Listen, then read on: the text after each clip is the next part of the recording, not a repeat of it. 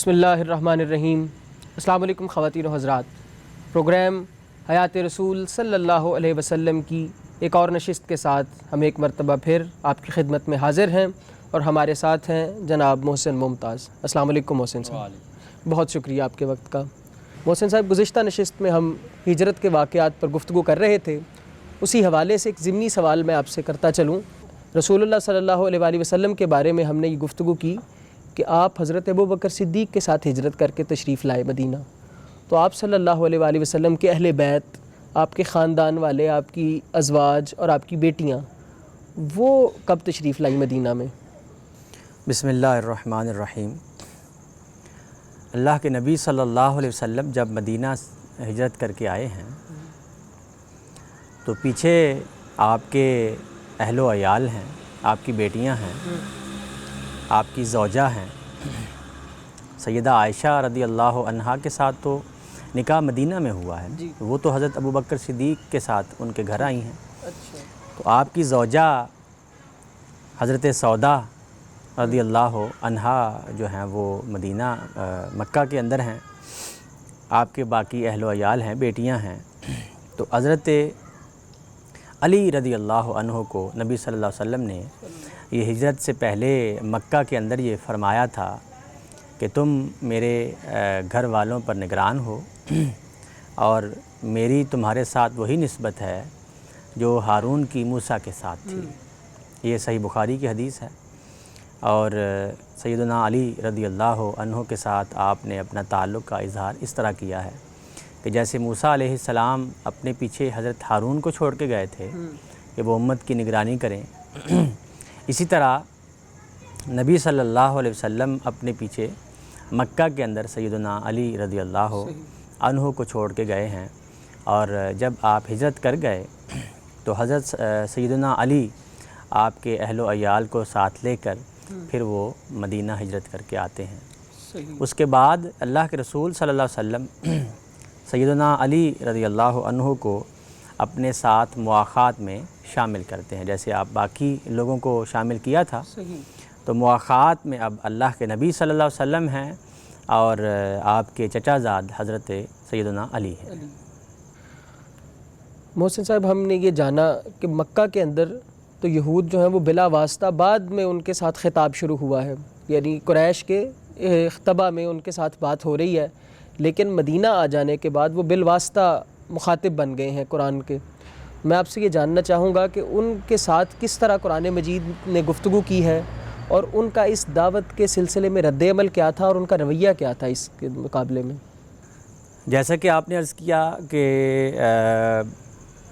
مکہ کے اندر یہود جو ہیں وہ قریش کو سوالات بنا کر بھیجتے ہیں اور دعوت جو اسلام کی دعوت ہے، اللہ کے نبی صلی اللہ علیہ وسلم کو زج کرنے کے لیے طرح طرح کے سوالات جو ہیں وہ کرتے ہیں۔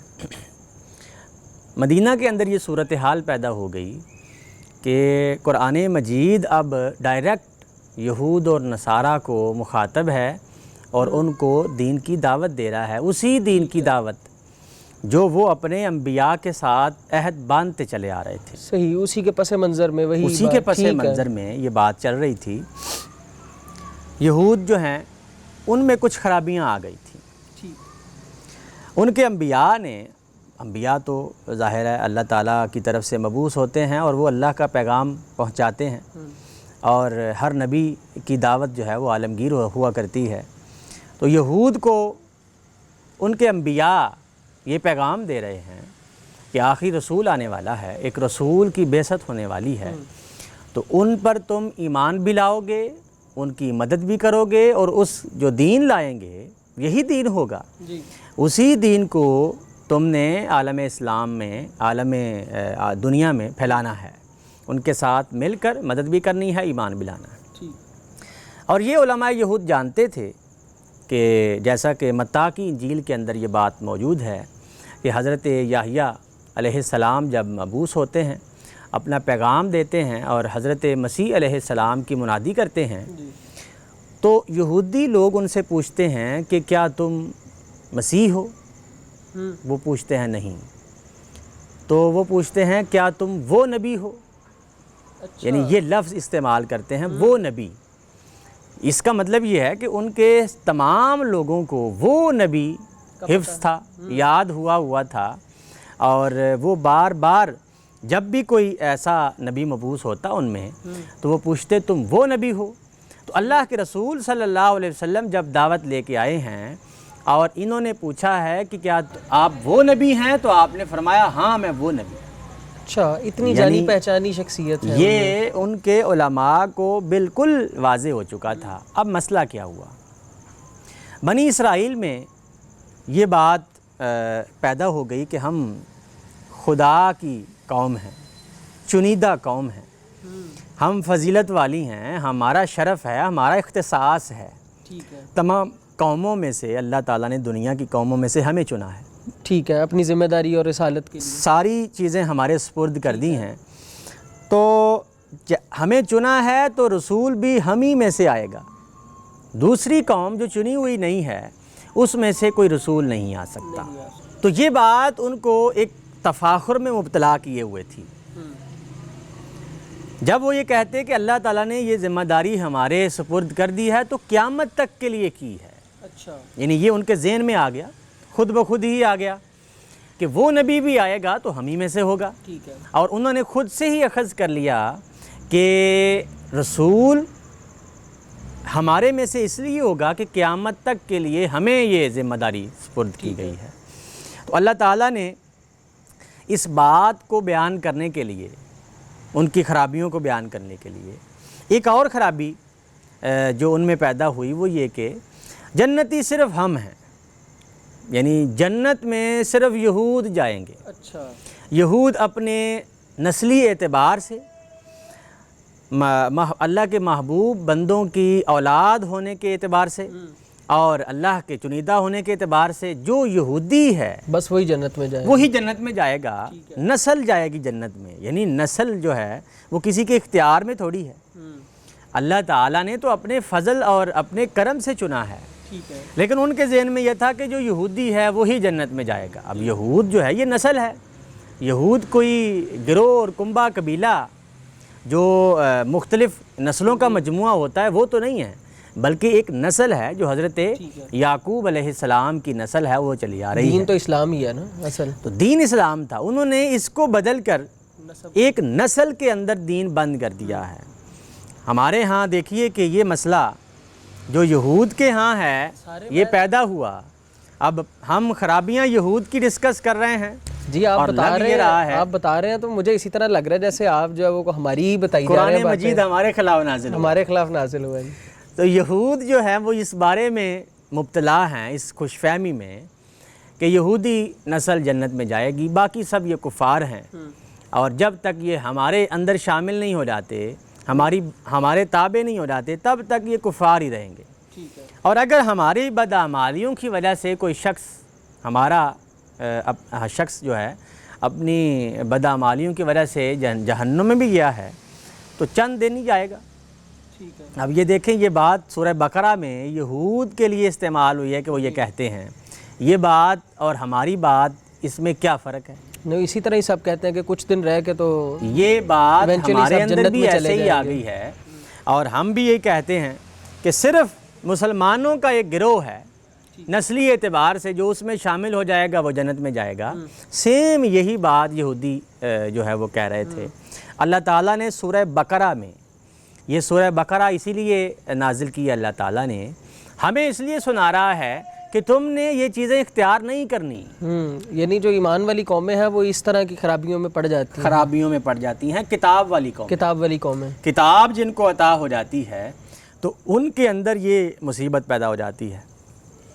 اللہ تعالیٰ نے ایک اور طرح سے اس کو واضح کیا ہے کہ ان کے علماء کتاب الہی کو انہوں نے پارا پارا کر دیا ہے۔ تورات کو پارا پارا کرنے سے مراد یہ ہے کہ ان کے کچھ حصوں پر عمل ہے اور کچھ کو معطل کر دیا ہے، کچھ چیزیں عوام سے چھپا کے رکھی ہوئی ہیں۔ تورات کو ہر شخص کو پڑھنے کی اجازت نہیں ہے، اور اگر پڑھتے بھی ہیں تو صرف تلاوت کرتے ہیں، اس کا فہم نہیں ہے۔ قرآن مجید میں سورہ بقرہ میں امت یہود جو عوام تھی، اللہ تعالیٰ نے فرمایا ہے وَمِنْهُمْ أُمِّيُّونَ، ان میں امی ہیں جو کتاب کا کوئی فہم نہیں رکھتے اور امیدیں باندھی ہوئی ہیں کہ ہم جنت میں چلے جائیں گے، ہمارے یہ کام ہو جائیں گے، یہ ان کی خوش فہمیاں۔ ٹھیک ہے۔ ان کے علماء نے اپنی فقہ تیار کر رکھی تھی۔ فقہ میں یہ ہوتا کہ جو مسائل وہ لکھتے یہ اجتہادی مسائل تھے، ان کو بھی کتاب الہی کا درجہ تھا، اور یہ کہہ کر پیش کیا جاتا کہ یہ اللہ کی طرف سے فتویٰ ہے۔ وہ جو تالمود کتاب مشہور ہے وہ اسی نوعیت کی ہے؟ تالمود جو ہے وہ ان کی فقہ کی کتاب ہے۔ اچھا۔ اس کے اندر کیا ہے؟ وہ ربیوں کے اجتہادات ہیں، وہ تفقہ ہے، تورات سے جو اخذ کرتے ہیں، اور ان کے ہاں آج بھی اصل دین وہی بن جاتا ہے۔ تالمود کو اصل دین کی حیثیت حاصل ہے، تورات کو جو ہے انہوں نے ثانوی حیثیت دی ہوئی ہے۔ آپ دیکھیے ہمارے ہاں بھی قرآن مجید کو صدیاں گزر گئی ہیں، اپنی زندگیوں کا اپنے تمام معاملات کا حاکم بنایا ہوئے کو، کہ امت نے صدیاں پہلے قرآن مجید کو حاکم بنایا تھا، صحابہ کرام نے، تابعین نے۔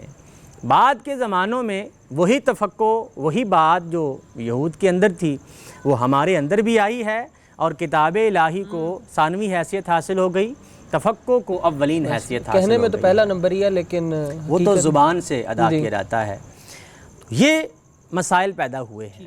اللہ کے نبی صلی اللہ علیہ وسلم نے ان خرابیوں کو دور کرنے کے لیے اور ان کو یہ بتانے کے لیے کہ جس نبی کا تم انتظار کر رہے ہو، جس نبی کی بادشاہی میں تم نے لوگوں کو دین کی دعوت دینی تھی، وہ آ گیا ہے۔ یہ قرآن کتاب ہدایت ہے، اسی سلسلے کی ایک کڑی ہے جو تمہارے سے پہلے ہو گزرے ہیں انبیاء۔ ان کتابوں کی تصدیق کرنے والی ہے جو تمہارے پاس ہیں، ان احکام کی تصدیق کرنے والی جو تمہارے پاس ہیں، اور ان بشارتوں کی تصدیق کے لیے جو تمہارے انبیاء تمہیں دیا کرتے تھے۔ یہود کی جو فضیلت تھی وہ اس وجہ سے تھی کہ اللہ تعالیٰ نے ایک قوم چنی ہے، اس قوم کے ساتھ عہد و پیمان کیا ہے۔ آپ بھی جب کسی کے ساتھ عہد کرتے ہیں، کوئی میثاق باندھتے ہیں، تو وہ ایک طرف سے ہوتا ہے یا دونوں طرف سے ہوتا ہے؟ دونوں طرف سے ہوتا ہے۔ یعنی یہود نے یہ سمجھ لیا ہے کہ ہمارا کوئی استحقاق ہے، ہماری کوئی ذاتی فضیلت ہے۔ اچھا۔ تو انہوں نے جو میثاق باندھا ہے اللہ تعالیٰ سے کہ تم یہ ادا کرو گے تو تمہاری یہ فضیلت ہوگی، تم یہ فرائض انجام دو گے، تم وحی الہی کے امین ہو جاؤ گے، اس کو خالصتاً اپنی زندگیوں میں لاگو کر دو گے، اور اقوام عالم کو یہ توحید کا پیغام دو گے۔ اسی لیے جب وہ پیغام کا آغاز ہوا ہے تو اللہ تعالیٰ کہہ رہے ہیں نا، اوفوا بعہدی واوفوا بعہدکم۔ قرآن مجید نے کیا بات کی ہے سورہ بقرہ میں کہ تم اپنے وعدے کو پورا کرو، میں اپنے وعدے کو پورا کروں گا، تم اپنے میثاق کو نبھاؤ، میں اپنے میثاق کو نبھاؤں گا۔ تو یہ دونوں طرف سے اللہ تعالیٰ بات کر رہا ہے۔ انہوں نے اپنی تمام تر بدعمالیوں کے باوجود بھی یہ بات سمجھی ہوئی ہے کہ ہم ہی استحقاق والے ہیں، ہماری ہی جو ہے وہ ساری فضیلت ہے۔ اللہ تعالیٰ نے اس بات کو ان کے نبیوں کے ذریعے بھی، تورات کے بعد دیکھیے نا زبور آتی ہے، تو زبور کئی صدیوں بعد آتی ہے، حضرت داؤد علیہ السلام پر اتری ہے۔ زبور نے یہ بات بیان کی ہے، یہ میرے سامنے زبور ہے، کتاب مقدس ہے، اور مزمور نمبر 77 ہے، کیتھولک بائبل ہے۔ اس کے اندر کیا فرمایا گیا ہے؟ اور وہ اس کے کاموں کو اور اس کے ان عجائبات کو بھول گئے۔ یہ قرآن مجید نہیں ہے، یہ یہود ہیں، اور یہود کو مخاطب کیا جا رہا ہے۔ داؤد خود بھی یہودی ہیں، یعنی یعقوب کی نسل سے ہیں۔ حضرت یعقوب علیہ السلام کو اسرائیل کہا جاتا تھا، ان کا لقب تھا۔ تو بنی اسرائیل کا مطلب ہے یعقوب کی اولاد، اور بنی اسماعیل کا مطلب ہے حضرت اسماعیل کی اولاد۔ تو جب بنی اسرائیل کہا جاتا ہے تو وہ اسرائیل یعنی یعقوب کی اولاد ہے، حضرت یعقوب علیہ السلام۔ اس نے ملک مصر میں میدان سوعن میں ان کے باپ دادا کے سامنے معجزے دکھائے تھے۔ سمندر کو چیر کر انہیں پار لے گیا تھا، پانی کو تو تودا کی طرح کھڑا کر دیا تھا سمندر میں۔ اس نے دن کو بادل سے ان کی رہبری کی تھی، اور رات بھر آتش کی روشنی سے رات بھر جو روشنی ہے وہ ان کے آگے آگے چلتی تھی، دن کو بادل سایہ کرتا تھا، بادل ان پر سایہ کر دے، کتنا پروٹوکول دیا جا رہا ہے۔ اس نے بیابان میں چٹانوں کو چیرا اور انہیں گویا سمندر سے خوب پانی پلایا، اور اس نے چٹان میں سے ندیاں جاری کی اور دریاؤں کی طرح پانی بہایا، تو بھی وہ اس کے خلاف گناہ کرتے رہے تھے۔ یہ زبور کا بیان ہے، اور یہی قرآن مجید میں بھی اللہ تعالیٰ ایک ایک چیز اسی کو بیان کر رہا ہے۔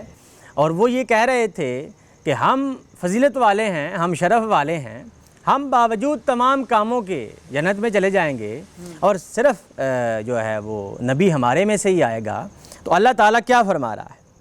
اور بیابان میں حق تعالیٰ سے سرکش رہے، اور انہوں نے اپنے دل میں خدا کو آزمایا، جب اپنی خواہش کے مطابق خوراک مانگی، بلکہ وہ خدا کے خلاف منہ بولنے لگے، کوئی نہ کوئی بات کر دیتے۔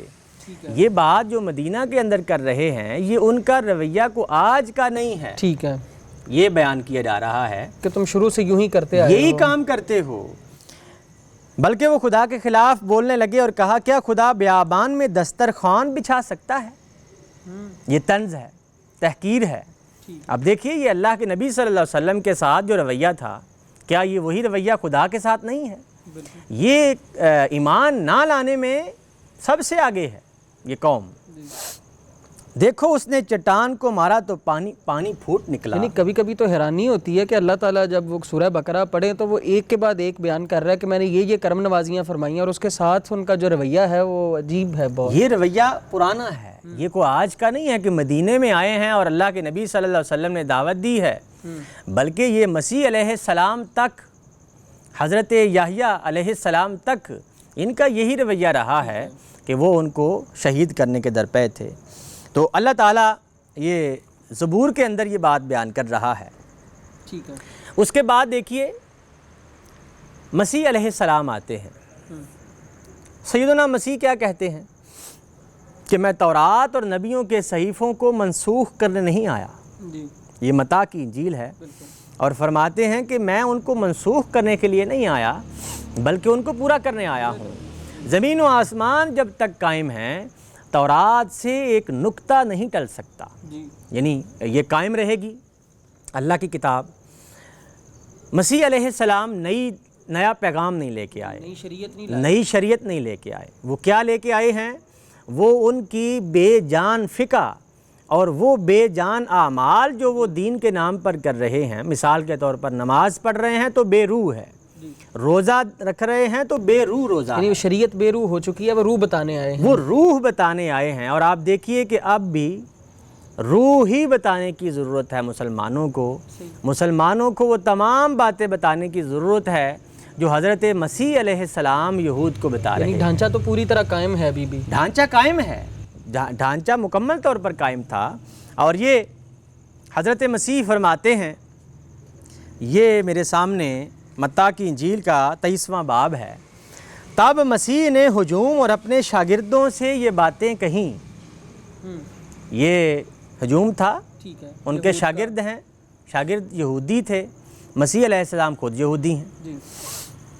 کہا کہ فقیہ اور فریسی، فقیہ ایک گروہ ہے یہودیوں کا، فریسی ایک گروہ ہے یہودیوں کا، جیسے ہمارے ہاں گروہ ہوتے ہیں تو یہ بھی ان کے گروہ تھے۔ ٹھیک ہے، مذہبی گروہ ہیں، مذہبی گروہ۔ ٹھیک ہے۔ فقیہ اور فریسی موسیٰ کی گدی پر بیٹھے ہوئے ہیں، موسیٰ کی طرف سے پیغام دے رہے ہیں، احکام سنا رہے ہیں، ممبر رسول ہے ان کا۔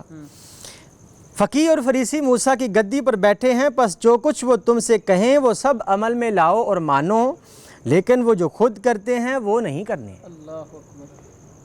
یہ آپ دیکھیے کہ آپ حیران ہوں گے کہ مسیح علیہ السلام کن سے مخاطب ہیں۔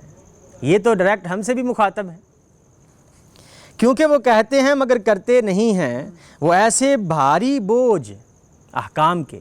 قرآن مجید نے بھی اس کو بیان کیا ہے کہ وہ لوگوں کے گلے میں جو بھارے توق ڈالے ہوئے تھے احکام کے، یہ حرام ہے، یہ حرام ہے، یہ بدعات ہیں، اور خود نہیں کریں گے، تو وہ بھاری بوجھ تھے جو اٹھائے نہیں جاتے اور لوگوں کے کندھوں پر رکھ دیتے ہیں، لیکن آپ اپنی انگلی سے ہلاتے بھی نہیں ہیں۔ وہ اپنے سب کام لوگوں کو دکھانے کے لیے کرتے ہیں، کیونکہ وہ اپنے تعویذ بڑے اور بڑے بناتے ہیں۔ تعویذ یہود میں تھا کہ وہ ماتھے پر باندھتے تھے، آج بھی باندھتے ہیں، ماتھے پر انہوں نے تعویذ باندھا ہوتا ہے، بڑے بڑے تعویذ بڑے باندھتے ہیں، ضیافتوں میں صدر نشینی پر بیٹھتے ہیں، اور عبادت خانوں میں اعلیٰ کرسیوں پر، اور بازاروں میں جب گزرتے ہیں تو سلام کہلوانا پسند کرتے ہیں۔ مگر تم ربی نہ کہلاؤ، وہ اپنے آپ کو ربی کہلاتے تھے، استاد یا اس طرح کے الفاظ، تم اپنے آپ کو ربی نہ کہلانا۔ پھر فرماتے ہیں اے فقیہو اور فریسیو تم پر افسوس، تم ریاکار ہو جو آسمان کی بادشاہی لوگوں پر بند کرتے ہو اور خود بھی داخل نہیں ہوتے، احکام بھاری ڈالتے ہیں اور طرح طرح کی مصیبتیں ان کو جو ہے وہ دلاتے ہیں۔ تم تری اور خشکی کا دورہ کرتے ہو تاکہ ایک مرید بن جائے، ایک مرید بنانے کے لیے تم دوڑ دھوپ کرتے ہو۔ تم پر افسوس اے اندھے رہنماؤ جو کہتے ہو کہ اگر کوئی ہیکل کی قسم کھائے۔ اب یہ وہ فقہ ہے جو یہود نے بنائی تھی، اور کیا تھی؟ اگر کوئی ہیکل کی قسم کھائے، ہیکل وہ جو بیت المقدس ہے وہ یروشلم میں، تو کہتے ہیں کہ اگر کوئی ہیکل کی قسم کھائے تو کوئی مذائقہ نہیں، کوئی مسئلہ نہیں، کسی نے ہیکل کی قسم کھا لی ہے تو کوئی مسئلہ نہیں ہے، لیکن اگر ہیکل کے اندر لگے ہوئے سونے کی قسم کھائے تو اسے وہ سونا دینا پڑے گا۔ یہ فقہ ہے۔ اس کا مطلب کیا ہے کہ اے نادانوں، اندھے راہ بتانے والوں، یہ کون سی فقہ ہے؟ اللہ کا گھر بڑا ہے یا تمہارا سونا بڑا ہے؟ چونکہ تورات میں یہ بات تھی کہ جو صدقہ و خیرات آئے گا اس کا کچھ حصہ جو ہے وہ اس کے اندر پروہت جو ہوتا ہے ربی کو بھی جائے گا، تو سونا تو آنا ہی آنا ہے، تو ہیلے بھی کرتے تھے۔ آگے فرماتے ہیں مسیح علیہ السلام اے فقیہو اور فریسیو، اے ریاکارو، تم سفیدی پھری ہوئی قبریں ہو، ٹائل لگی ہوئی ہے باہر سے، یعنی اندر سے تو وہ مردہ ہے، اندر سے تم مردے کی ہڈیاں ہو۔ یہ حال ہو چکا تھا، یعنی اندر روح نہیں ہے لیکن باہر جو ہے وہ ظاہر پورا چمکا کے رکھا ہوا ہے، جو ہے لمبی پوشاکیں ہیں، اعلیٰ صدر نشینی ہے، اور عوام سے امتیاز کے لیے الگ اپنے آپ کو کیا ہوا ہے۔ تو یہی رویہ جو ہے ان کا رسول اللہ کے دور میں بھی نبی صلی اللہ علیہ وسلم کے دور میں۔ اب یہ کتاب ان کی کتاب ہے، یہ اس کو پڑھ رہے ہیں، اس کو دیکھ رہے ہیں، لیکن ظاہر ہے عوام سے چھپائی ہوئی تھی۔ پھر ایک اور مسئلہ تھا، عوام میں سے کوئی شعور والا بھی ہوگا، تو جب وہ تورات اٹھائے ہوئے، یسایہ نبی کا صحیفہ اٹھائے ہوئے، یرمیاہ نبی کا صحیفہ اٹھائے ہوئے، زبور کو اٹھائے ہوئے یا انجیل کو اٹھائے ہوئے اپنے کسی ربی کے پاس آتا اور کہتا کہ علامہ صاحب یہ دیکھیے یہ جو لکھا ہوا ہے لگ تو ایسی رہا ہے کہ اللہ کے نبی صلی اللہ علیہ وسلم جو مبعوث ہوئے ہیں تو یہ وہی نبی ہیں، اب آگے سے کیا جواب ہو سکتا ہے؟ ایمان نہ دے رہے تو کیا جواب ہو سکتا ہے؟ تمہیں زیادہ پتہ ہے، تم عبرانی جانتے ہو، تمہیں یونانی آتی ہے، تم پڑھ سکتے ہو، آگے سے کتاب کھولی اور آگے رکھ کے کہا ذرا پڑھ کے بتاؤ۔ اب وہ پڑھے ہوئے نہیں ہیں، ڈر کے مارے کہ شاید علامہ صاحب بالکل درست ہی کہہ رہے ہوں گے، ٹھیک ہے بھئی عبارت پڑھ کے سناؤ، اپنی عبارت پڑھ کے سناؤ نا، تورات کیا کہتی ہے؟ تو وہ روب میں آ کر کہتے کہ ٹھیک ہی کہہ رہے ہوں گے۔ یہ مسائل ہیں جو مدینہ میں اللہ کے نبی صلی اللہ علیہ وسلم کی دعوت کے مخالفین جو ہیں، یعنی وہ یہود کے سربراہ جو ہیں وہ یہودیوں کو اسلام نہیں لانے دے رہے، اسلام نہیں لانے دے رہے، اور یہی مسائل ہیں جو پیش آ رہے ہیں۔ بہت شکریہ محسن صاحب۔ خواتین و حضرات، اپنی گفتگو کے سلسلے کو یہیں سے اگلی نشست میں جاری رکھیں گے، تب تک کے لیے ہمیں اجازت دیجیے، اللہ حافظ۔